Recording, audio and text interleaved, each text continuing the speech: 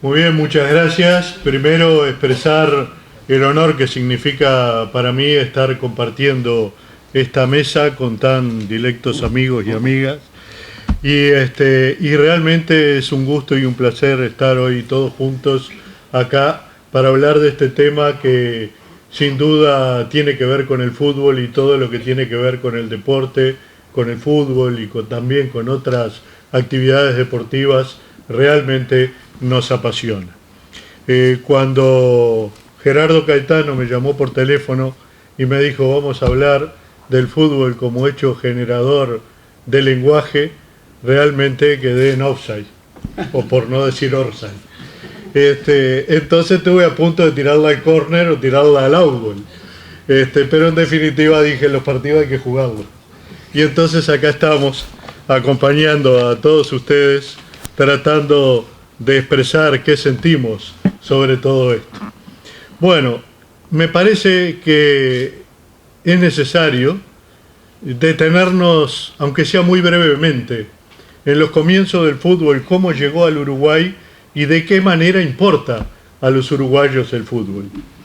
Hay muchos antecedentes del fútbol, incluso algunos hasta 2500 y 3000 años antes de Cristo, con actividades que tenían que ver con algo parecido a una pelota. No era fútbol, pero se deben tomar como antecedentes. Más acá en el tiempo, quienes nos dieron el concepto de deporte, que fueron los griegos a través de los Juegos Olímpicos de la Antigüedad, que se realizaron durante casi 12 siglos. Hay que reflexionar lo que significan 12 siglos. Bueno, los griegos cada 4 años realizaban sus Juegos Olímpicos y dieron el concepto de deporte. También los griegos practicaron un juego que se llamaba episquiros, que era parecido al fútbol, tomado después por los romanos cuando militarmente dominaron y extendieron su imperio también a Grecia, pero que nunca dominaron culturalmente a los griegos, y entonces tomaron ese juego del episquiros, le llamaron aspartum y lo hicieron un poco más violento. Con el tiempo siguió y el fútbol fue entrando ya en una etapa oscura porque fue desapareciendo. Es el deporte en sí, en la época de la Edad Media, una época oscura. Hubo que esperar al Renacimiento para hombres como Rousseau realmente enfrentaran esto y hablaran de la necesidad de incluir el deporte junto a la educación. Y allí es donde aparecen algunos colegios en Estados Unidos, en Inglaterra, y esos colegios meten una actividad deportiva junto a las tareas de la educación. Y todo esto es visto por Pierre de Coubertin, que con el tiempo da inicio a 3 cosas importantísimas. La creación del Comité Olímpico Internacional en 1894, nacido nada menos que en la Sorbona de París. En 1896, la restauración de los Juegos Olímpicos y la creación posteriormente de una corriente filosófica, que es el olimpismo, que es un factor de educación a través del deporte. Y el deporte fue avanzando, y el fútbol en particular fue avanzando, y fue avanzando en los colegios ingleses, jugándose en los patios.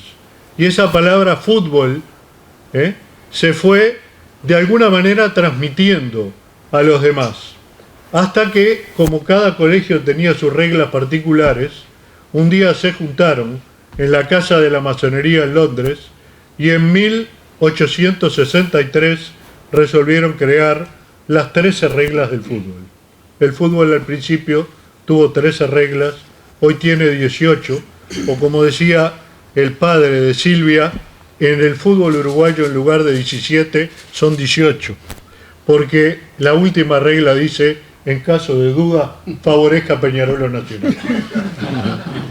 Y eso que aprendí de don Marcelino Pérez, como muchas otras cosas, bueno, de alguna manera tiene la aplicación de aquello que comenzó mucho antes en Inglaterra. De ese tronco del fútbol nació el fútbol asociación, por un lado, que es el fútbol tal como lo conocemos, y por otro lado aparece el fútbol rugby, que con el tiempo logra sus reglas, y esa discusión de jugar con la mano o con el pie queda definitivamente saldada.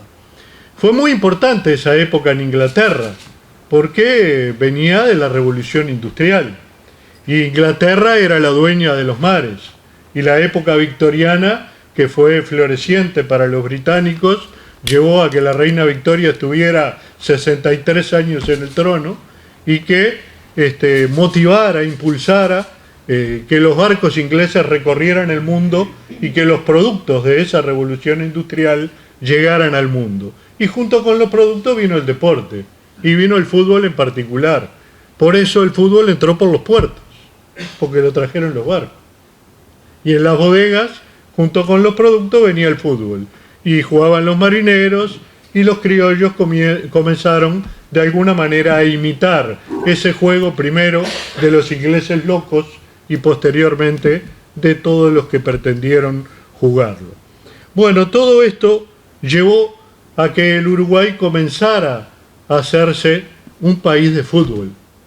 El primer partido de fútbol en el Uruguay se jugó en 1878 y el primero de clubes un par de años después, el Montevideo Cricket contra el Montevideo Rowing, dos equipos o dos clubes nacidos de los ingleses residentes. Lo cierto es que este nacimiento y esta difusión del fútbol, que es de los ingleses, pero que se hizo propia y se hizo uruguaya con el tiempo a través de los clubes, primero ingleses, también el Deutscher, un club de la colectividad alemana, y otros clubes hasta que en el año 1900 se funda la Asociación Uruguaya de Fútbol por 4 instituciones. Esas 4 instituciones llevan adelante la actividad. Vean ustedes, la AUF se fundó antes que la FIFA. La FIFA nació 4 años después, el 21 de mayo de 1904. Y ya había fútbol en el Uruguay. Y no solo había fútbol local, había fútbol internacional, porque se jugaban copas internacionales entre clubes, como la Copa Competencia, la Copa de Honor con los argentinos, con los de Buenos Aires y con los rosarinos. Y bueno, todo eso fue gestando en el Uruguay una actividad. Y los partidos de selecciones, con una selección uruguaya que vistió distintas camisetas, hasta que en 1910 aparece la celeste. Y acá me detengo, porque la celeste pasa a ser un símbolo de unión de todos los uruguayos, que nació en homenaje al viejo River Plate y que se convirtió realmente en algo creado por el fútbol, pero adoptado por el resto del deporte y que terminó dándole nombre a la selección uruguaya. ¿Cuántas veces en lugar de Uruguay se dice la celeste? Y eso es obra del fútbol. Y el fútbol fue tan importante que fue ganando popularidad, a tal punto que los tranvías a caballo de aquella época se dieron cuenta de la importancia del fútbol y en el año 1901 sacaron una agenda con todos los partidos que se iban a jugar en el año, la hora de comienzo de cada uno y la cancha donde se jugaba y la línea de tranvía que pasaba por ahí. Era mejor que ahora, ¿sí? Sabían todo. 1901. Y allí, además, las empresas de tranvía le dieron los predios a los clubes para que jugaran precisamente por donde pasaba el tranvía. Esa fue la auténtica realidad. Bueno, todo eso hizo popular al fútbol. Y cuando las cosas se hacen populares, crean su lenguaje. Son parte de la cultura de un sector, de un lugar, de una ciudad, de un pueblo, de una nación. Y todo eso sirve también para marcar la identidad. Y yo creo que el fútbol fue clave y fundamental desde que comenzó la Copa América, con la gloria y los triunfos que se fueron consiguiendo, y que todo esto se aumentó posteriormente con las conquistas olímpicas y con el Campeonato del Mundo del 30, que sirvió el fútbol como poderoso imán de identidad para todos los uruguayos.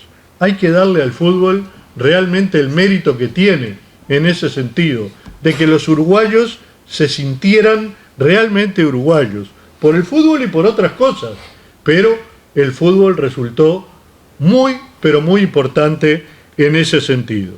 Entonces se fue creando en el fútbol ese lenguaje que se fue trasladando al lenguaje popular, con los anglicismos, las adaptaciones de esas palabras inglesas llevadas a un castellano popular, los puestos, como bien marcaba Hugo Burel, tomados primero de los ingleses. Uno toma un diario del año 20, 30 y los jugadores son nombrados por su posición con el término inglés y se utilizan la ball en lugar de la pelota, y muchas cosas más, muchos términos, algunos que han quedado y otros que se han ido castellanizando. El nombre de la Asociación Uruguaya de Fútbol fue en inglés primero y las primeras actas redactadas en inglés, hasta que llegó Nacional a la Asociación Uruguaya de Fútbol y como respuesta criolla pidió que las actas fueran en español. Y en el segundo y tercer año recién de la Asociación Uruguaya de Fútbol, las actas comenzaron a hacerse en español, pero en las reuniones se hablaba en inglés, en la mayoría de ellas.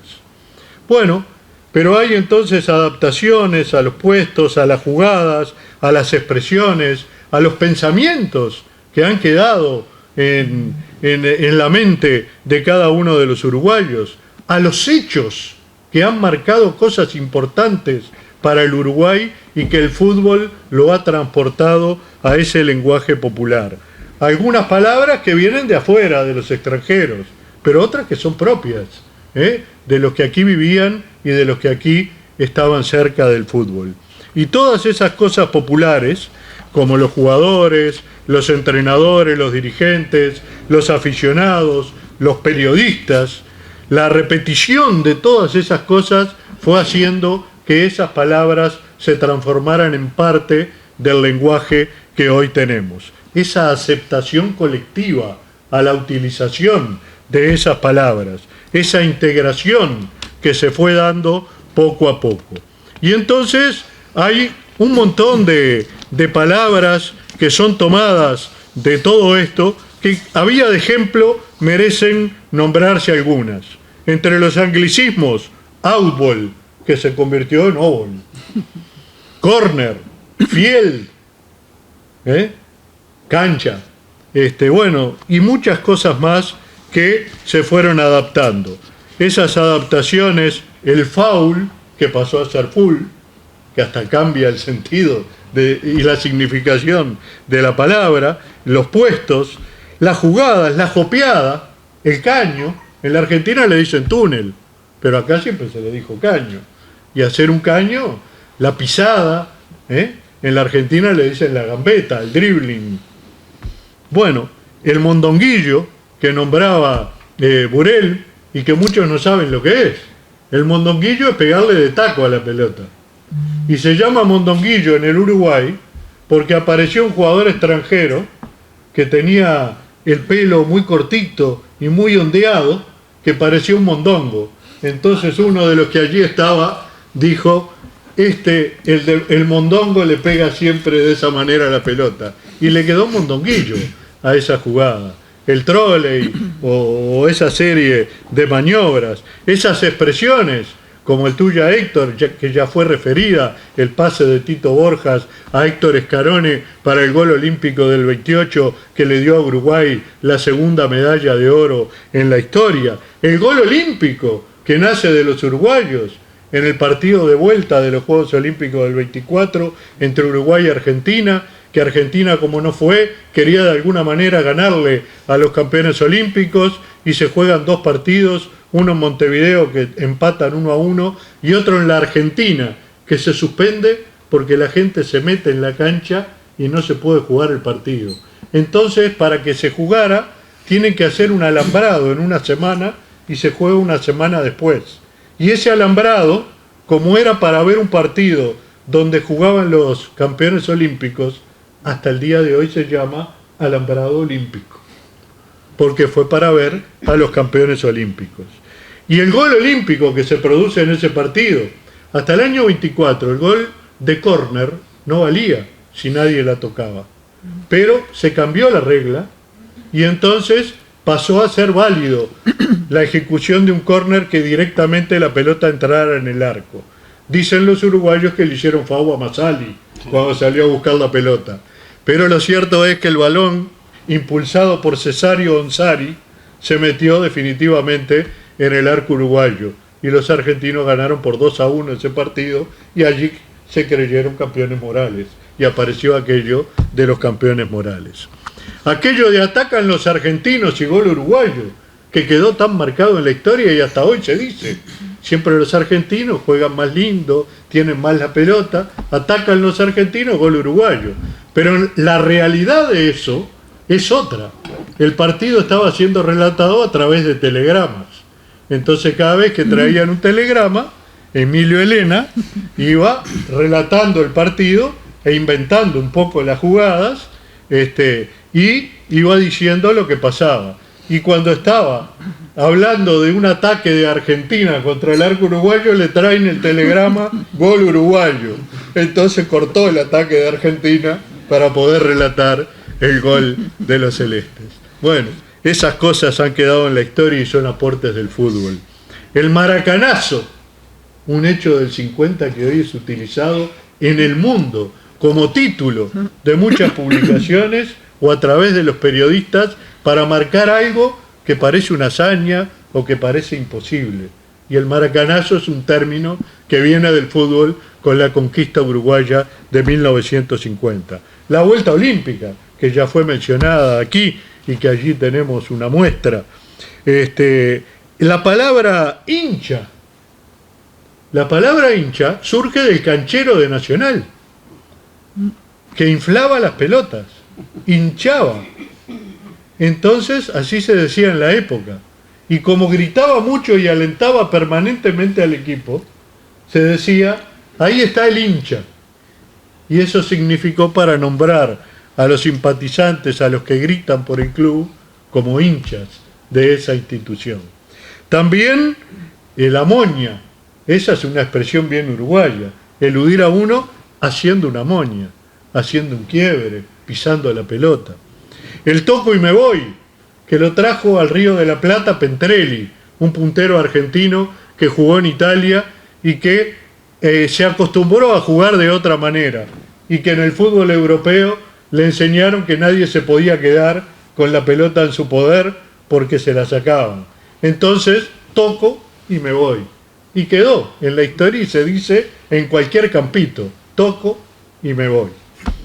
Bueno, la palabra bolso y manja, que hoy se utiliza para los hinchas de Peñarol y de Nacional, y que nacieron como cosas despectivas, y con el tiempo, y por no recordar la historia, hoy el hincha de Peñarol se dice manja, que quiere decir algo muy feo. Y al hincha de Nacional le dicen bolso, y los hinchas de Peñarol le pusieron bolso despectivamente porque tenían un bolsillo en su camiseta, que era una camisa, en realidad, en esos tiempos, la indumentaria de Nacional.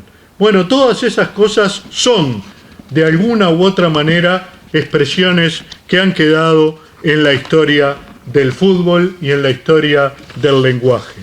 Con impronta uruguaya podemos decir pisar, para elegir los jugadores para hacer un partido, un picado, vamos a armar un picado, el hincha, la jopeada, la peinada, el caño, emboquillada, rabona, pared, moña, campito, cachetada, cortada, pausa, chanfle, balazo, pisada, a la olla, garra, todas esas palabras que hoy forman parte del lenguaje de los uruguayos. También otras que quedaron como expresiones y que se repiten vulgarmente. A la carga Reformer, un equipo que en 1917 sus hinchas alentaban de esa manera, un equipo de camiseta blanca con diagonal verde, que desapareció rápidamente, pero que jugó en primera división. A la carga Reformer, hasta hoy se dice. Vayan pelando las chauchas, creado nada menos que por Álvaro Gestido, integrante de Uruguay en la selección del 28 y en el 30. Álvaro Gestido, cuando iban a un partido del 28, fue componiendo ese tema, Vayan pelando las chauchas, que hasta hoy se canta en muchas acciones del deporte uruguayo.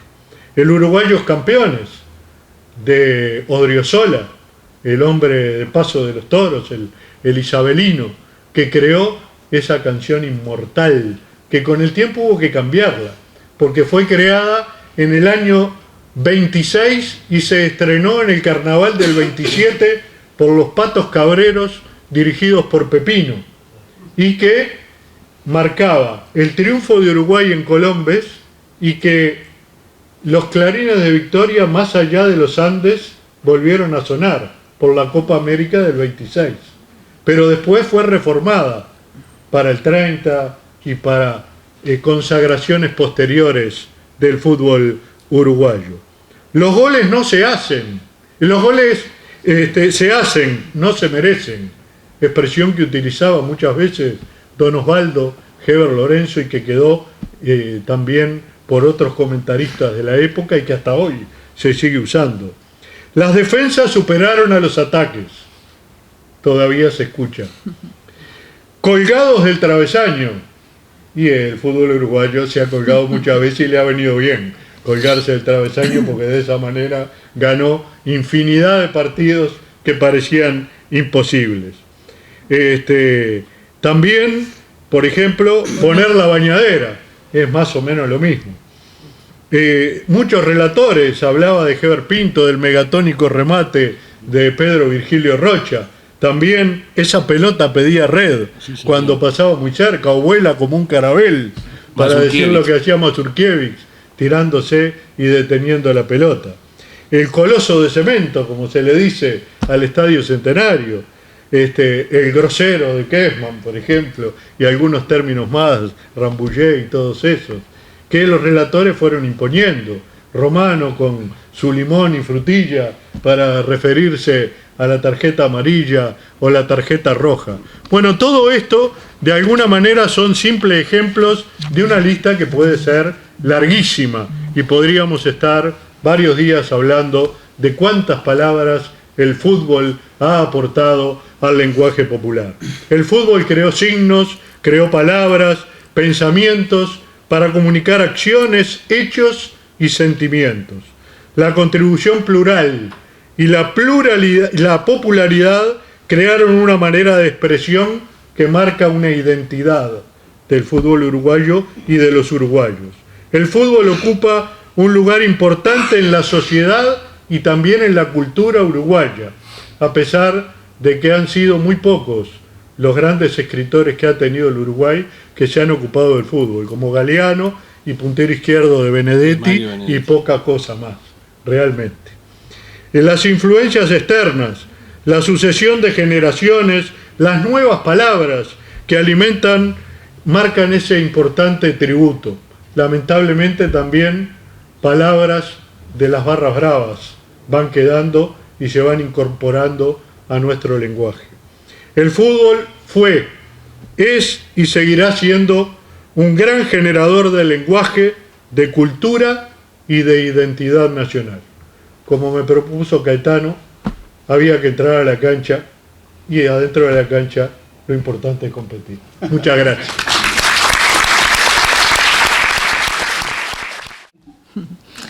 Bueno, buenas noches para todos. Ya después de lo de Agustín me tengo que levantar e irme, pero bueno, acá estoy por el señor Gerardo Caetano, que yo tenía miedo de caer en lugares comunes, porque cuando uno habla del lenguaje del fútbol adaptado al lenguaje cotidiano, es obvio que iba a caer en lugares comunes. Ya los compañeros de acá del panel ya dijeron todas las frases que yo iba a decir. Es más, iba a empezar diciendo que cuando Caetano me llamó me agarró en Orsay, y ya lo dijo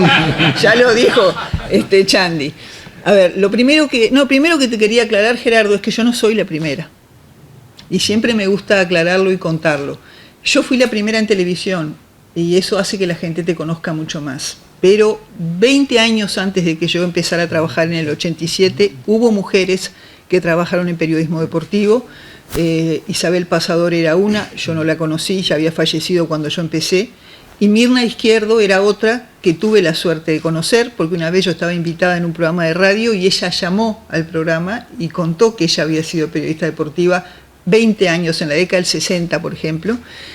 Y yo después le hice una nota para el diario El País y me contó cosas, porque yo pensé, si para mí fue difícil, porque la gente decía, esta que sabe que vaya a lavar los platos, y eso que yo tenía el respaldo de ser la hija de mi papá, que yo creo que si estoy acá también esta noche es por el gran cariño que Gerardo le tenía a mi papá, que viajaba siempre con las selecciones juveniles uruguayas, cuando Caetano, antes de ser el historiador que es hoy, era un juvenil celeste. Y ella me contaba cosas increíbles. Ella, por ejemplo, el día que iba a ir a una práctica, llamaba a Ondino y le decía, Ondino, mire que voy esta tarde. Entonces Ondino llamaba a todos los jugadores y decía, hoy todos de pantalón largo que viene la señorita. O sea, una cosa completamente diferente a lo que yo había vivido. O sea, yo pensé que para ellos había sido más difícil, pero en realidad había sido más fácil. Bueno, como temía caer en todos estos lugares comunes, Gerardo me dijo que contara algunas cosas que yo le había contado a él, y es lo que voy a hacer, espero no aburrirlos. Yo tuve el privilegio de conocer a Carlos Solé y a Heber Pinto, que fueron dos hombres que marcaron la época en el relato del fútbol de Uruguay y que además impusieron una cantidad de frases, algunas de ellas ya las dijeron aquí. Yo era una niña chica todavía cuando iba siempre a los partidos con mi padre. Mi padre fue primero comentarista de Carlos Solé, después de Heber Pinto. Entonces yo me sentaba en la bancada de prensa vieja, ¿no?, la de antes, y veía a aquel hombre, que era Solé, transpirar, emocionarse, gritar, sacarse la remera, ponerse una toalla sobre los hombros. Parecía un actor, le daba una emoción. Yo no escuchaba lo que él decía, pero me impresionaba verlo, me quedó grabado eso. Él era un hombre que transmitía los partidos, porque bueno, después obviamente lo escuché muchas veces, que era capaz de transformarte un partido horrible en un gran partido, ¿no? Claro, por suerte no había televisión, o recién estaba empezando la televisión, entonces él podía hacerte creer que el partido era maravilloso, cosa que después muchos otros relatores también hicieron. Recuerdo una vez él fue a mi casa, nosotros vivíamos en Punta Gorda, en una esquina, y él fue a buscar a mi padre porque se iban a transmitir un partido en el exterior, iban para el aeropuerto y pasó a buscarlo, y entró a mi casa y se paró en la ventana y dijo, qué lindo paisaje para estar enfermo. Yo era una niña y me quedó grabado eso que dijo Solé. Quizás porque yo cuando faltaba al colegio porque estaba enferma y me acostaba en un sofá y jugaba a las cartas con mi abuela, también miraba ese paisaje y es un recuerdo de felicidad que tengo, pero me quedó grabado eso de Solé. Y Solé, que ahí se iba de viaje con mi padre y el relator comercial a alguna gesta de Copa Libertadores, de Peñarol o de Nacional, que eran exitosos en aquel momento en el mundo, era una persona muy exigente consigo misma y con la gente que trabajaba con él. Se ponía loco si no estaba todo lo técnico perfecto cuando era la hora del partido, y a veces no pasaba. Se ponía como un loco si llegaba la hora del partido y el técnico no le tenía todas las cosas prontas. Y yo hoy, tantos años después, recordando esas historias, me pongo en su lugar y lo entiendo, porque he ido a cubrir partidos de Copa Libertadores por el diario El País, tanto de Nacional como de Peñarol, y ahora en la época de la gran tecnología, a veces vas a un estadio donde se te cae el internet todo el tiempo, por ejemplo, y vos tenés que mandar el comentario y no te funciona el internet y no lo puedes pasar, y el estrés es impresionante, y la adrenalina es impresionante, y de acá te están mandando mensajes, manda el comentario, y vos no lo podés mandar. Y a veces me río cuando la gente dice, ay, qué suerte, viajás con Peñarol, viajás con Nacional, y en realidad uno no va a disfrutar, está todo el tiempo viendo lo que hacen los jugadores y además pasa todos esos momentos de estrés. Bueno, y después mi padre fue también comentarista de Heber Pinto, que era mi preferido porque cuando él salía de la cabina y mi padre entraba a hacer el comentario del entretiempo, él venía a la bancada y me compraba un pancho y una coca, siempre. Entonces en realidad yo lo prefería a él. Heber Pinto, que fue un innovador porque él se dio cuenta que para competirle a Solé tenía que hacer cosas diferentes, porque era imposible competir con Solé. Una cosa que omití decir de Solé, estaba aquel dicho que era, lo dijo Solé. O sea, lo que Solé decía era una verdad absoluta para los uruguayos, era terminante, nadie lo dudaba. Y eso que él no era un comentarista, era el relator, pero igual él daba sus opiniones, era un hombre muy temperamental, daba sus opiniones, y si lo dijo Solé, nadie podía dudarlo. Como pasó también unos años después con la televisión. La gente decía, lo dijo la televisión. Y si lo dijo la televisión, era la verdad, aunque los que hemos trabajado en televisión sabemos que no siempre es así. Pero bueno, vuelvo a Heber Pinto, que fue ese innovador, que él mismo se puso el relator que televisa con la palabra, en los momentos que ya había empezado la televisión, entonces él relataba también que era como que televisara con la palabra, que innovó mucho, ¿no? Porque él impuso lo del vestuarista y una cantidad de cosas que no se estilaban en el Uruguay y que siguen hasta hoy. Que dijo esa frase que ya dijiste, Hugo, voló como un carabel, que era para Ladislao Mazurkiewicz, aunque después también lo usaba para otros arqueros cuando se mandaban una gran atajada, o el remate megatónico de Rocha, o de Celio Taveira, aquel jugador de Nacional brasileño que también tenía un fuerte remate. Y yo me acuerdo que yo no sabía lo que era megatónico, que tuve que buscar lo que era megatónico, porque megatónico, y era como una cosa nuclear, una cosa... Era el tiempo de los experimentos nucleares con bombas de X cantidad de megatones, entonces Heber Pinto era un individuo muy atento, muy rápido y muy inteligente para inventar esas muletillas que le adornaban el relato. Y por supuesto lo que tú acabas de decir, lo de los vestuarios, lo inventó él con el sordo Signorelli, claro, que iba a hacer el vestuario. Y son cosas que duran hasta hoy. Y Heber Pinto siempre decía una cosa que yo comparto hasta el día de hoy. Él siempre decía, el gran protagonista del fútbol es el jugador. Y yo, después de largas discusiones con Bardanca en la mesa de Estadio 1, porque él es fanático de los técnicos, y yo comprendo que los técnicos tienen mucha importancia, que son los estrategas del juego, pero para mí el importante, el protagonista es el jugador. El que decide adentro de la cancha, el que hace una jugada que de repente no estaba pensada y es el que gana el partido y no hizo lo que el técnico le mandó, es el jugador. Y por eso me gusta mucho lo que dijo Agustín de los jugadores hoy en día. Yo cuando empecé a trabajar en esto hace 30 años atrás me decían, ay, los jugadores, como que los jugadores fueran, no sé, nunca me lo pareció, siempre me pareció que los jugadores eran personas inteligentes como cualquiera. Recuerdo la primera vez que tuve que entrevistar a Juan Ramón Carrasco en una de sus tantas vueltas a Nacional. Me dijeron, Carrasco, no sabes lo que es, ojo, Carrasco. Y Carrasco fue todo lo contrario de lo que me habían advertido. Me dijo que le parecía bárbaro que hubiera una mujer trabajando en esto, que en otros países era muy común y que se puso a las órdenes. O sea, fue todo lo contrario de lo que me habían advertido. Pero es cierto que hoy los jugadores han tomado otro protagonismo, que se están preocupando de muchas cosas de las que de repente no se preocupaban antes. Y eso está muy bueno, y cada vez hay más jugadores que están en puestos o que quieren estar en puestos donde se toman las decisiones en el fútbol, donde se corta el bacalao. El caso del Chino Recoba, por ejemplo, que quiere ser presidente nacional, y para mí está bien, o sea, Canovio es el presidente de Progreso. Eso es amor a la institución, además, ¿no? Él la defendió, y bueno, y quiso seguir ahí. Y bueno, yo siempre he tratado de darle, quizás por todo eso, una mirada diferente a la relación con el jugador. Si bien uno en el diario hace lo que le mandan, y si tengo que hacer un comentario, no voy a hablar de la vida personal del jugador, y en una crónica de una llegada de la selección tampoco. Pero cuando hago entrevistas siempre trato de mostrar esa otra cara del futbolista que muchas veces la gente no conoce. Porque yo creo que el hincha es muy injusto con el jugador, no le perdona si erró el penal, no le perdona si no marcó al delantero, y el jugador es un trabajador como cualquier otro, que en definitiva se puede equivocar en su trabajo. O sea, cualquiera de nosotros nos pasa en nuestro trabajo que nos equivocamos, rompemos la hoja, lo hacemos de vuelta y no pasa nada. El futbolista no pasa nada. Entonces siempre me gusta hablar de la familia, de cómo fue su niñez, de cómo se crió, de los problemas que tiene, porque salvo algunos, los que llegaron al fútbol de élite, los que juegan en Europa o los que juegan en los grandes de acá, que de repente ganan cifras desproporcionadas para lo que es este medio, los demás son trabajadores como cualquier otro, que muchas veces no llegan a fin de mes.